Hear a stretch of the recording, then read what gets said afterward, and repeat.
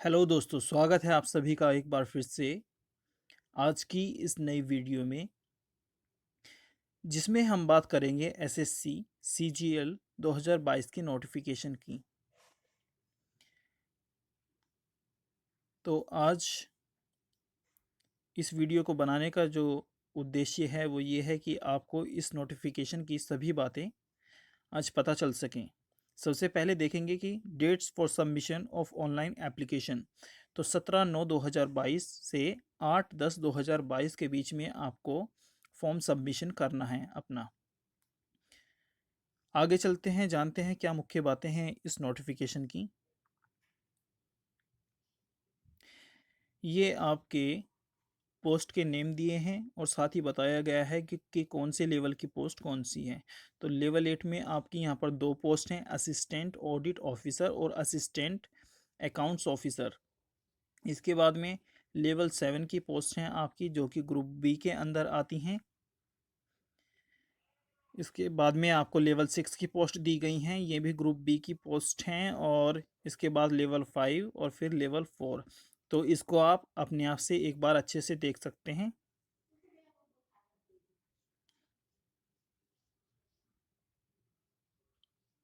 अब बात कर लेते हैं वैकेंसीज़ की। तो वैकेंसीज़ जो हैं, टेंटेटिव वैकेंसीज़ यहाँ पर दी गई हैं और अप्रोक्सीमेटली 20,000 वैकेंसीज़ इस बार आपको सीजीएल के नोटिफिकेशन में देखने को मिली हैं। और इन्हें बाद में घटाया या बढ़ाया भी जा सकता है, वो बाद में अपडेट कर दिया जाएगा। एलिजिबिलिटी क्राइटेरिया आप यहाँ पर देख सकते हैं, जो भी आपका है,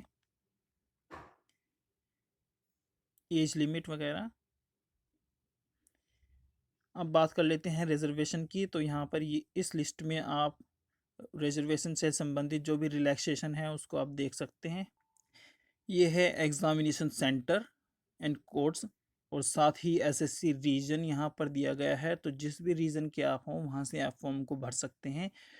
और साथ में सेंटर और सेंटर कोड आपको यहाँ पर दिया गया है। इस पूरी लिस्ट को भी आप एक बार देख सकते हैं।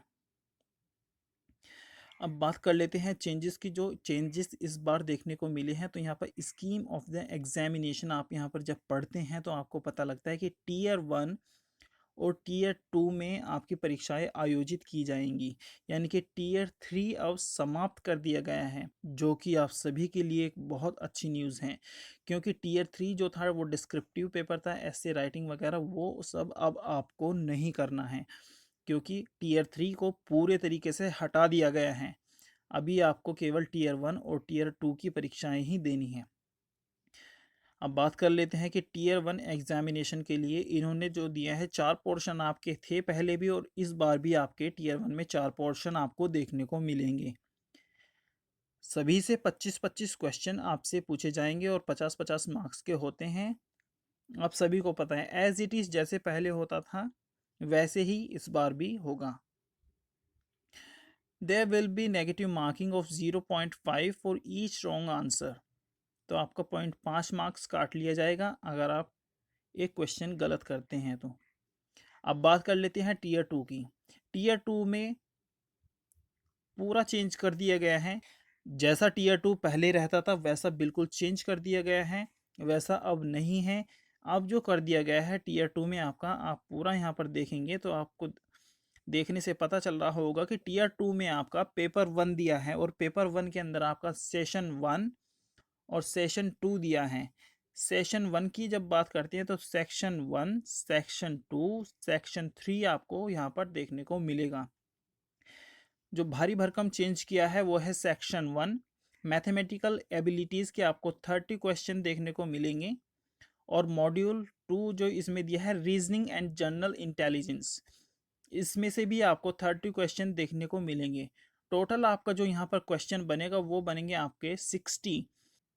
ईच क्वेश्चन आपका 3 नंबर का होगा। और यहाँ पे जो आपका मार्क्स बनेंगे टोटल, वो बनेंगे 180। 1 आवर आपको दिया जाएगा, 1 घंटा मिलेगा आपको इस पोर्शन को सॉल्व करने के लिए।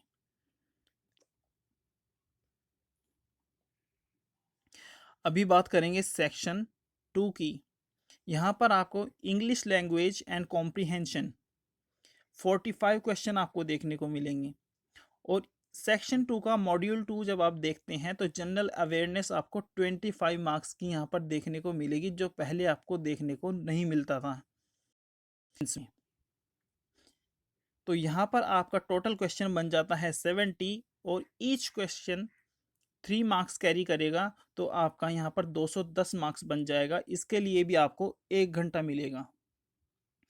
तो ये जो बदलाव किया गया है, बड़ा बदलाव है, काफ़ी फ़र्क पड़ने वाला है कट ऑफ पर भी, और बहुत बड़ा चेंज है ये। सेक्शन 3 की बात करेंगे तो कंप्यूटर नॉलेज, जो कि पहले नहीं देखने को मिलता था, 20 क्वेश्चन आपको यहाँ पर देखने को मिलेंगे कंप्यूटर से, और ईच क्वेश्चन यहाँ पर भी 3 मार्क्स का होगा, और टोटल बनेगा आपका 60 मार्क्स। अब सेशन 2 की बात कर लेते हैं। सेक्शन 3 यहाँ पर 15 मिनट्स का है, और data entry speed test module 1 data entry task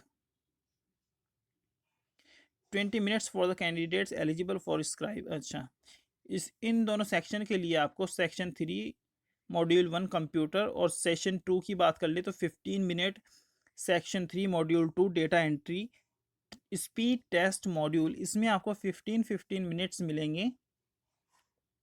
तो ये बेसिकली आपका टाइपिंग टेस्ट होगा, ये आपको करना होगा। और बाकी अगर आप स्टैटिस्टिकल, अगर आपका ये पेपर सेकंड है तो आपको देना होगा, जैसे कि JSO जैसी पोस्ट के लिए आपको ये पेपर देना होगा। पेपर 3 अगर आप AAO के एग्ज़ाम की प्रिपेयर कर रहे हैं तो ये पेपर आपको तब देना होगा। तो ये था मेंस में जो भी बड़े बदलाव किए गए थे वो सभी मैंने आपको बता दिए हैं। ये थे वो बड़े बदलाव जिनकी बात आज के नोटिफिकेशन में मैंने आपको बता दी है। इसके बाद में प्री के सिलेबस में कोई चेंज आपको देखने को नहीं मिलेगा। यह है आपका syllabus, general intelligence and reasoning, इसके बाद general awareness, quantitative aptitude, English comprehension, ऐसे ही जैसे पहले था वैसे ही इस बार भी दिया गया है। जो चेंजेस हैं आपके वो हैं टीयर 2 में।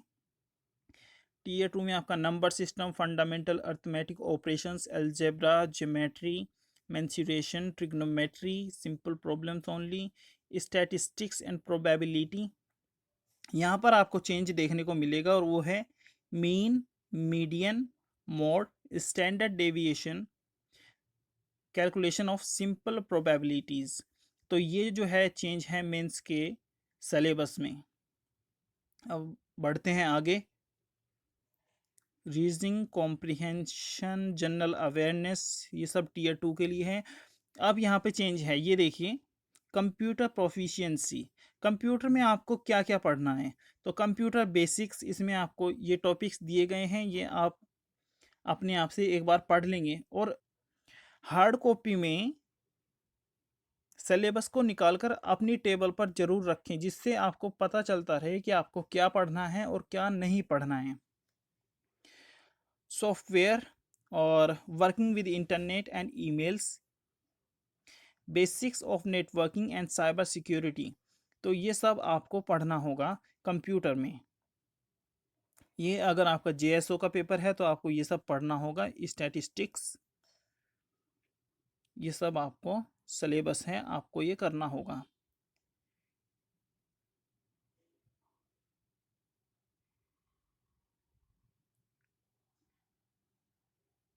अब ये सब आपको नहीं पढ़ना है कुछ भी।